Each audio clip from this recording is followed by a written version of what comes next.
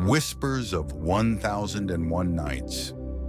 Episode 5. The City of Brass. Scheherazada's Whisper. Tonight, O king, I speak of a city forgotten by time, sealed behind bronze walls and golden silence. It is a tale of explorers, spirits, and the haunting echo of ambition. Listen, dear dreamer, to the story of the City of Brass, the Caliph's curiosity.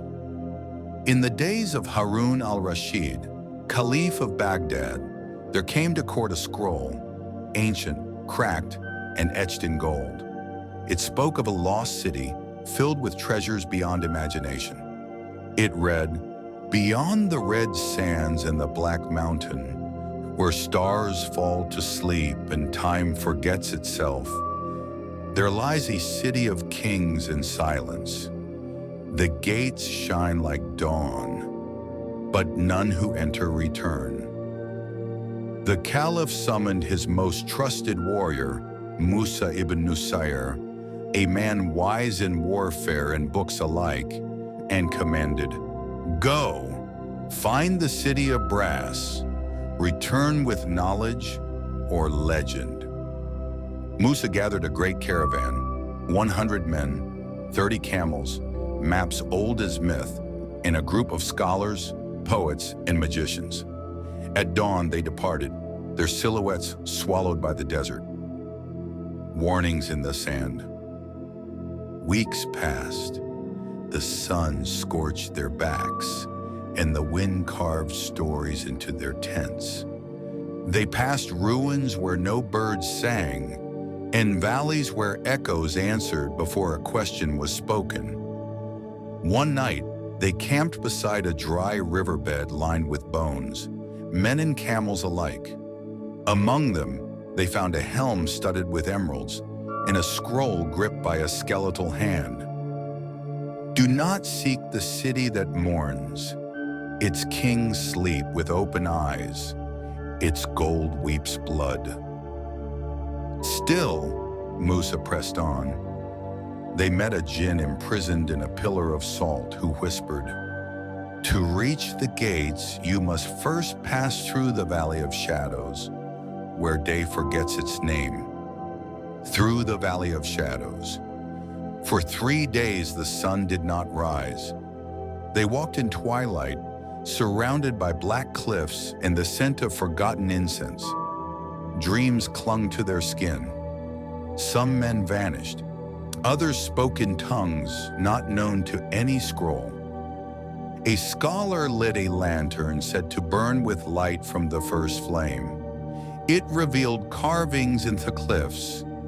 She who ruled the city of brass made time her servant. She traded days for diamonds and years for gold. Finally, they emerged, hungry, hollow, and quiet.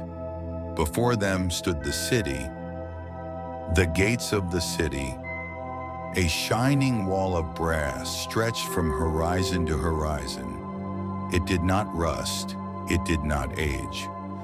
At its center was a great gate, twice the height of a minaret, flanked by statues of warriors whose eyes followed movement. The keyhole was shaped like a sun and moon intertwined.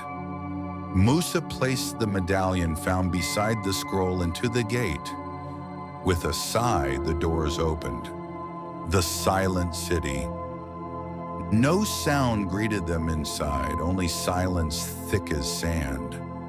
Statues lined the streets, lifelike in every detail. A merchant offering fruit, a mother brushing her child's hair, a dancer mid-twirl. Gold coins littered the streets like leaves. Fountains ran with quicksilver. In the center of the city stood a towering palace of black stone and brass. There, on a throne encrusted with opals, sat Queen Tadmura. She wore a crown of flame and a robe of shadow. Her eyes were closed, her hands still raised as if to speak. At her feet lay a plaque. "She who wished never to die now never wakes." the voice in the vault. Below the palace, in chambers cold and echoing, they found scrolls wrapped in silk, tablets carved with secrets lost to humankind. One magician, curious beyond wisdom, read aloud a phrase: "Let life halt, let glory bind, let brass remember." At once the city moaned. The walls vibrated like a struck gong. The statues blinked. A whisper came from the air itself. Who awakens the prideful? Who dares disturb sleep made sacred? Men dropped their torches. Horses neighed in terror. The city darkened. In the great hall, Queen Tadmura's eyes fluttered open. Musa stood frozen. She looked at him not with anger, but with sorrow. "Tell the Caliph, we asked too much of the stars. We made thrones from time and forgot how to kneel." And her eyes closed once more. The return. Musa ordered the scrolls to be sealed. They left the city quietly without taking a coin. Behind them, the gates shut with the sound of eternity. They returned to Baghdad thinner, quieter and older in ways that had no name. The Caliph listened to Musa's tale beneath candlelight.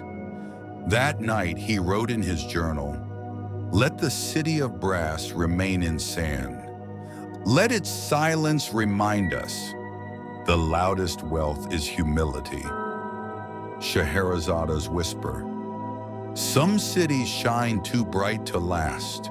Sleep now, O dreamer, and may your desires be light as air.